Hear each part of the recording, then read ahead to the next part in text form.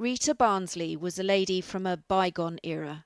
She liked cricket, listening to Test Match Special with a glass of sherry. But she never married and didn't seem to want friends. She didn't trust people easily. And her story shows she was right not to. Because she had the misfortune to end up in a care home run by Jamiel Slaney Summers, who decided she would steal half her estate when she died. Could you tell me how Rita Barnsley's will's going, please? Who's calling, please? It's Jamiel Slaney Summers, one of the executors. But she wasn't working alone. The owners of the care home, Graham and Lynn Walker, were in on it too, eager to line their own pockets. My dear Rita, I was devastated to hear of your fall. When Rita broke her hip, her cousin Verna Woolley knew she'd need time and care to recover. We'll write again. Loads of love, Verna. It upset me.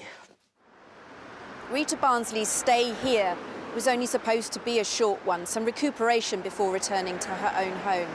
But it's as if she became trapped. She was isolated from her only living family.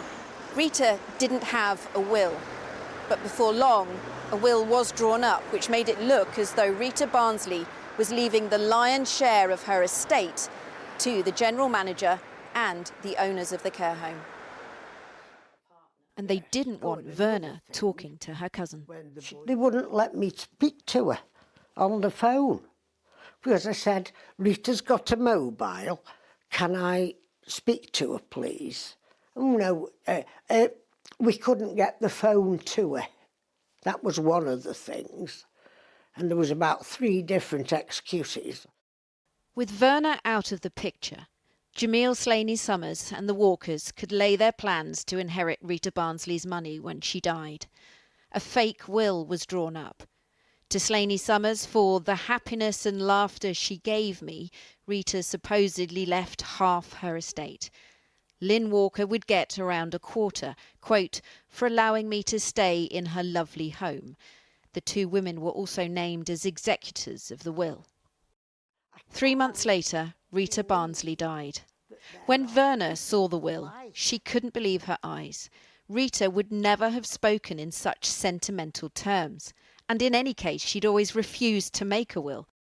Verna rang the police. When I saw that will, that was when I decided to do something. Because I thought what they were doing was so wrong.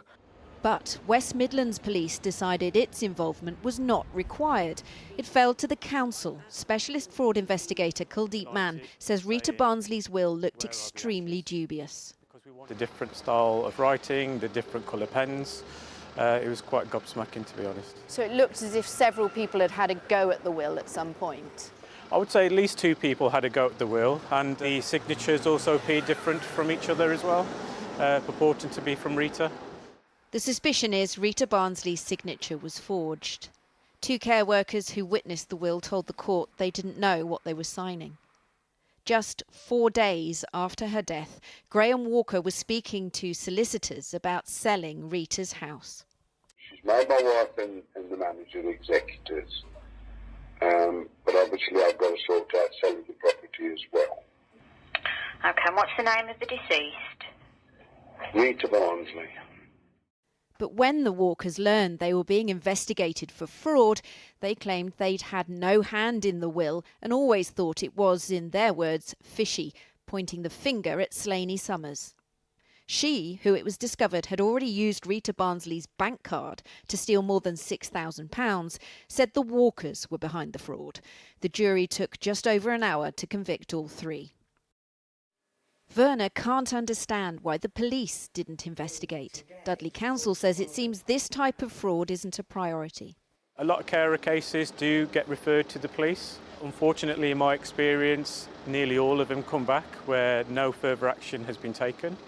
They're either classed as a civil matter or classed as a fraud non-crime, and nothing is done. West Midlands Police told us complex fraud can be prosecuted by other agencies, including HMRC and trading standards. But this case may not be closed yet. Telephones have been ringing quite a lot about other incidents and those incidents will be investigated also. More allegations about Jamiel Slaney Summers. That's correct. In the same care home? Multiple care homes.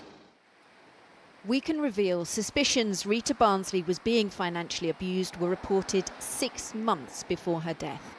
A former employee of the home warned the regulator, the CQC, which told us it alerted social services. But it wasn't until Rita died and Werner got involved that a full investigation was launched. In this story, perhaps the only consolation is Rita Barnsley probably didn't know her so-called carers were actually intent on stealing her money. It was awful when I knew about this. I mean, I sobbed because, as I say, she hadn't had a very good life. And then to end like this is awful. Awful.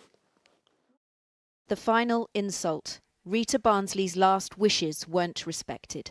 Jamiel Slaney Summers took her to a different crematorium to the one she'd wanted. And Werner never received her ashes.